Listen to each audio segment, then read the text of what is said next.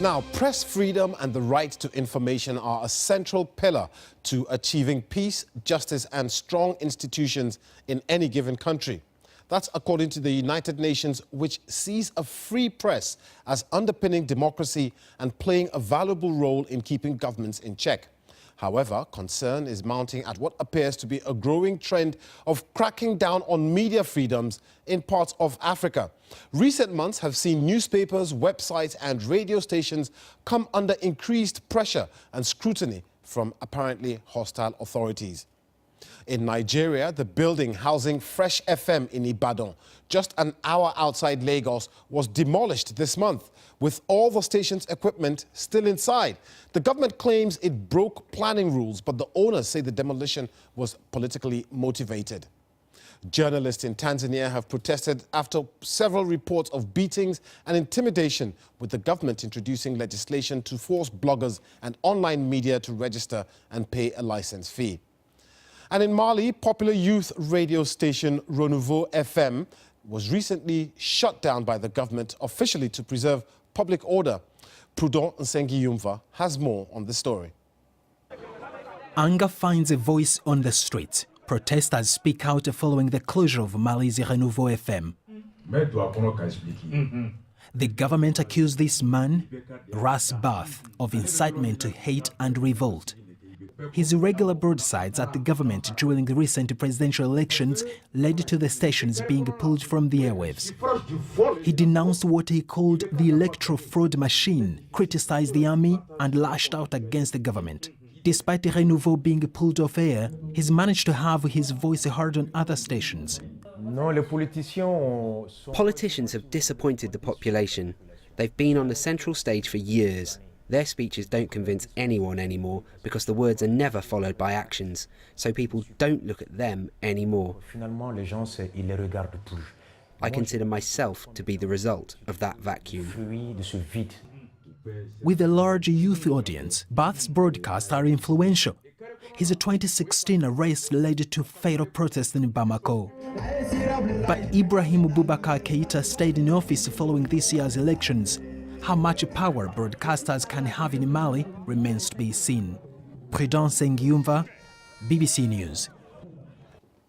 Let's get more on this now. And in our Abuja office is Samuel Ogundipe. He's a reporter for the Premium Times in Abuja, from where he joins us. Samuel was recently arrested for a story he wrote for his newspaper. Also joining us from Paris, France, is Arnaud Froger. He's the head of the Africa desk for Reporters Without Borders. Like I said, he's in Paris. Let's start with you, Samuel. What's your story? What were you arrested for? Okay, thank you very much, Peter, for having me this evening. I was arrested specifically for a story I wrote on August 9. The story had to do with a report, a preliminary report, that the head of the police here, we call him Inspector General of Police Ibrahim Idris, he sent a report that the acting president, Yemi Osinbajo, said he should put together about a siege, that the SSS operatives laid to the National Assembly. That's the State Security Service. Some personnel of the service, which is like a secret, a secret police organization in Nigeria, was the personnel of the agency were sent to the National Assembly to take some actions that many people found really rather repulsive in the democratic society. Arrested because of a story that you wrote. What were you charged with? Yes, I was arrested specifically because I wrote a story about the report, and then I was charged for writing that story. They accused me of publishing, stealing secrets, official secrets of the government. But by the time I was charged with for contradicting sections of the penal code. The sections were, 288, 252, and 319 or thereabouts. And they said that these sections, the sections had to do with sexual assault and murder. Actually not really about very grave charges there, Samuel. Stay with us. Let's just go to Paris now and speak to Arnaud. Arnaud, we're seeing an increasing number of what you could refer to as clampdowns on the media across the continent. Why is this? Yeah, well, first I wanted to congratulate Samuel Ogundipe because I had him on the phone just days after he was released, and he's been very brave not to leak his sources to the police authorities, despite several days during which he was arrested. Now, in general, as a watchdog, what we can notice and gets us worried really is the growing tendency of sub-Saharan African governments to significantly increase the level of economic pressure on medias and on journalists. We've had for years journalists being threatened, journalists being harassed, sometimes assaulted and arrested, just like Samuel. And we are still documenting lots of these cases. But apart from these traditional assaults, so to speak, to press freedom, more and more African governments are using financial tools to prevent critical information and investigative reports from being disseminated. Indeed. I mean, you talk about, you say they're putting financial pressure on the users because in a country like Uganda, for instance, where you have to pay money just to go on some particular website, what do you think citizens and the press can do to mitigate these pressures being put on them by the government?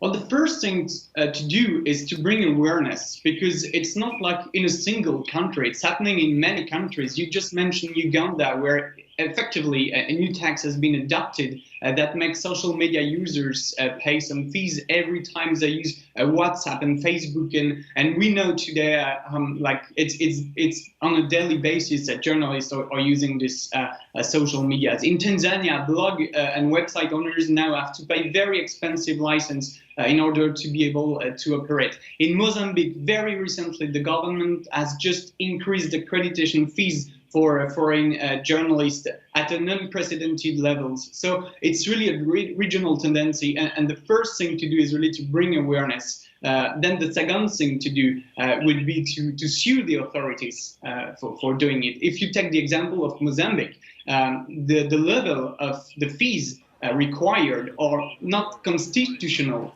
So we encourage local partners, local medias and local journalists to sue the authorities in order to bring this matter to justice. So take the matters to court. I mean, you mentioned Mozambique there, and you know, when we tweeted that we're going to be discussing this, I got tweets from Cameroon, from Gabon, from Nigeria, from Ghana, people saying, listen, this is great, you continue to do this story. Samuel, back in Abuja, so you've been arrested, released on bail, charged. Arno believes that you should sue the government. What's your next move? Well, since I declined to reveal my sources, like Arnold mentioned earlier, the police are continuing with their charges. The matter was adjourned till November 7. But notwithstanding whether they continue or they don't, the management of Premium Times, specifically, they are saying that they are likely to sue the Nigerian government for this. I mean, the police and then the government as a whole. I mean, your arrest was a major talking point amongst the journalists, but even the demolition of Fresh FM in Ibadan. Tell us a little bit about that. We're running out of time. Just a little bit about that. Well, the demolition of the Fresh FM, it's been about a year that the government and the gentleman who owns the station, Yinka Ifele, who is a musician, you know, a gospel artist, had been over a year that they've been dragging it. But the government said it had to be demolished, and it was partially demolished, as mentioned last week, just a few days after my release from custody. And then now we are hearing that the government is saying, oh, we might be able to help you to build it back, which means that it was not appropriately demolished to begin with. And just as the man has claimed that this is an attack against his radio station being critical of the government, the state government this time around. There's a governor there in your state who actually has been accused of going after this radio station for being critical of the administration. Okay, Samuel, I'm afraid we have to leave it there. Samuel Ogundipe in Abuja, Nigeria, a reporter with Premium Times, and Arnaud Froger, who is the head of Africa for Reporters Without Borders, speaking to us there from Paris. Appreciate both your time with us.